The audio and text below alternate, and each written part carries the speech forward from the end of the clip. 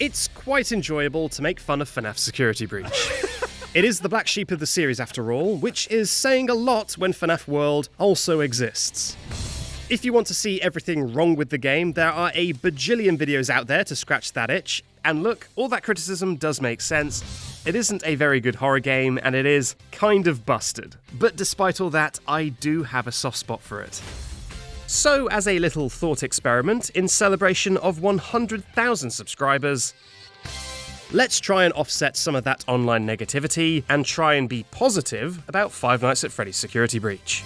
Disclaimer, this video is totally unscripted and therefore production values are a little bit lower than usual. It's also going to be very positive, that is the point of the video, so if you really don't like Security Breach and that would make you uncomfortable, be warned. Okay, let's get started with the positivity parade. Thing I love number 1, the Pizzaplex itself. Now look, I get it. Obviously the idea of a run-down, cockroach-filled, nasty, gross health and safety nightmare fits a little bit better when it comes to a horror game. But when I first played Security Breach, I had never played a Five Nights at Freddy's before. So I was definitely far more open to any sort of tone or settings that they could possibly throw my way. And let me tell you, the idea of a Fazbear Disneyland was very enjoyable for me. The place is super fun to explore. I love how all the areas are very distinct and they've got some unique things to do in them. Now, I have actually played the first Five Nights at Freddy's game since then. Ah! I panicked so much that I resized the game window.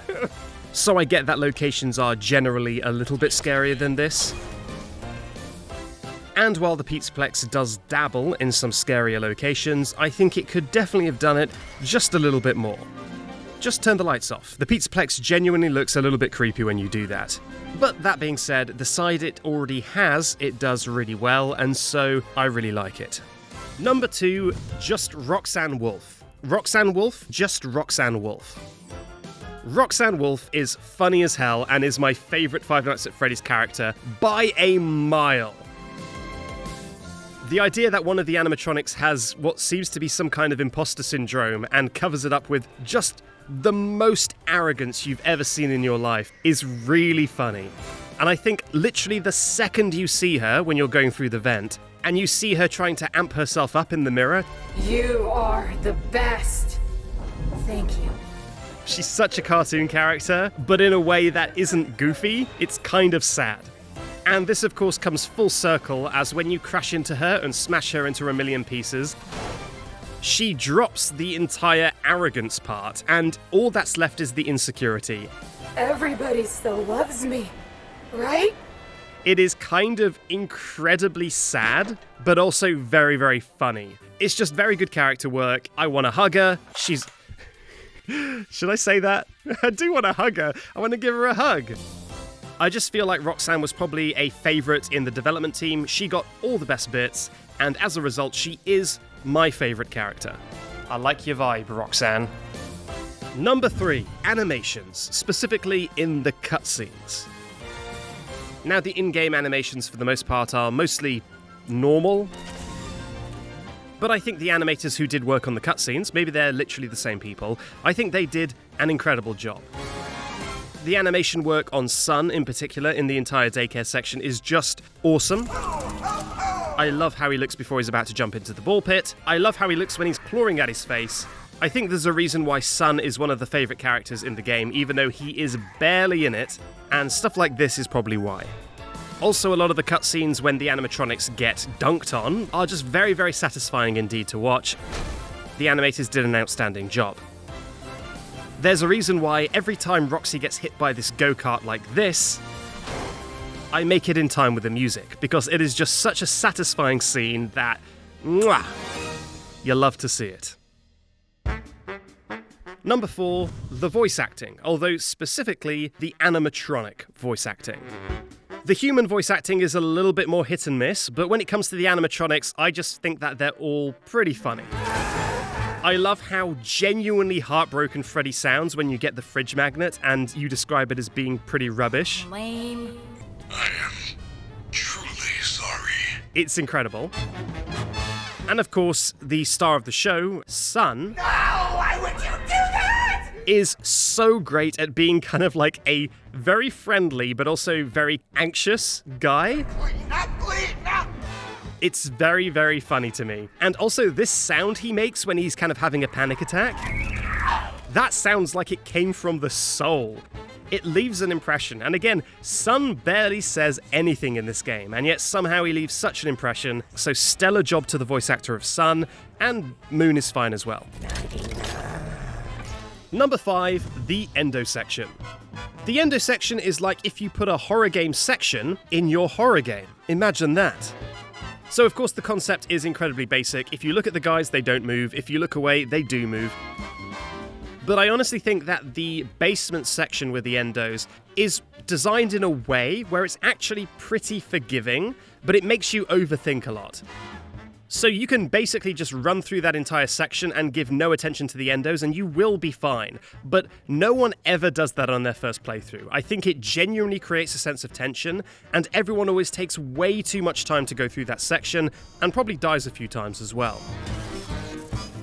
In at least one of my videos, I say that I hate this section so much, and that isn't because it's a bad section. That is because it is one of the only sections where I actually feel tense in the entire game.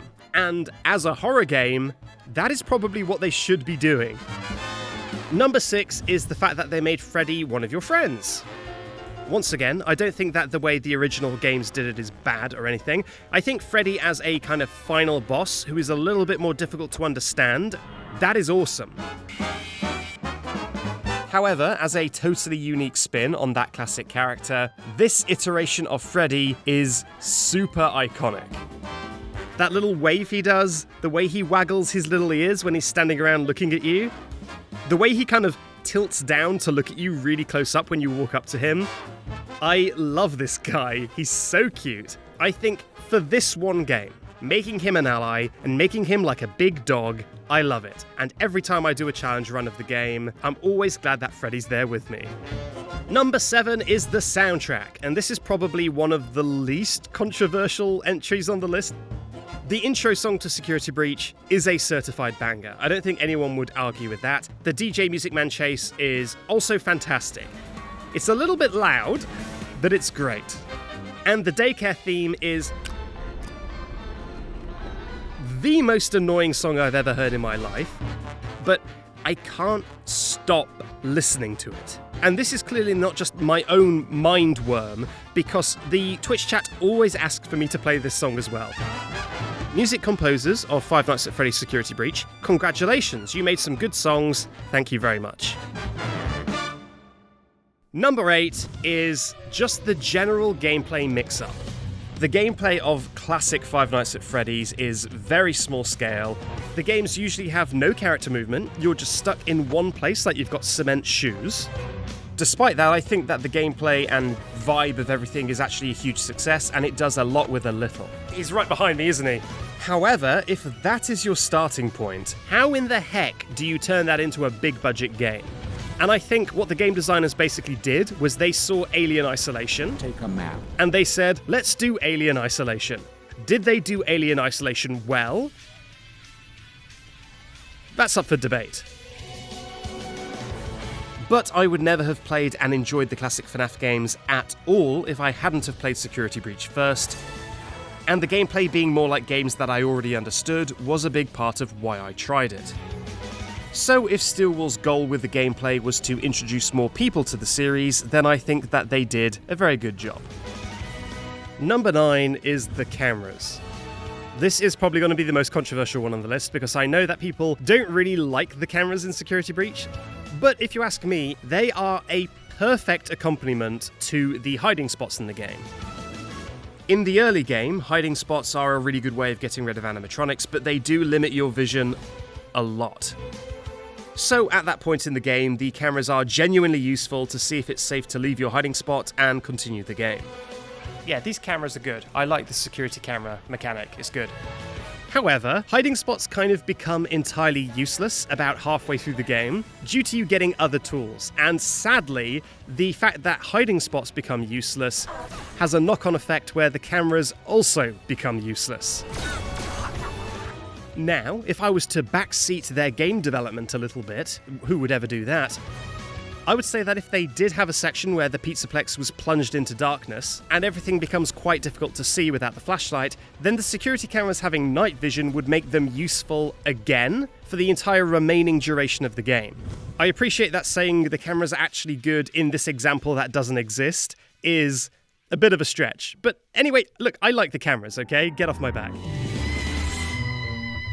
And last but not least, it is how breakable the game is. And look, I appreciate that for a fan of the series who just wanted to have a good video game, me saying it's so bad that it's good isn't really going to change your mind about anything. But in most games, they're so bolted together, they're so well put together that really playing it outside of the intended way is quite difficult. And it's really only reserved for the most big-brain speedrunners to be doing cool stuff in those games. But Security Breach, it's not elitist. Security Breach is a game of the people. Anyone can play Security Breach, and anyone can break outside of the boundaries and do wild and wacky stuff. And for me, that turns it into not really a game, but more like a platform for any sort of game you could want to play. You want to play the game without Freddy at all? Sure. No. If you want to play the game in the reverse boss order, then I'm sure you can figure out how to do that too. If you want to complete the game without moving your camera at all, then there will be a way to do that as well. You just have to dig deep enough down, and the game will accommodate you. There is no game with more replay value than Security Breach, in my opinion. And that is my final reason why I love Five Nights at Freddy's Security Breach. If there are things that you love that I didn't mention, then please put them in the comments. Let's keep this positivity train going. More Security Breach videos are coming to YouTube soon, and I'm also currently playing the classic FNAF games for the first time ever. Whoa, whoa, whoa, whoa, whoa, whoa. Hi. So if you love those games instead, which is perfectly understandable, head over to my Twitch page here to see my playthroughs in full. Thank you again for the 100,000 subscribers, and I will see you in the next video. Bye bye.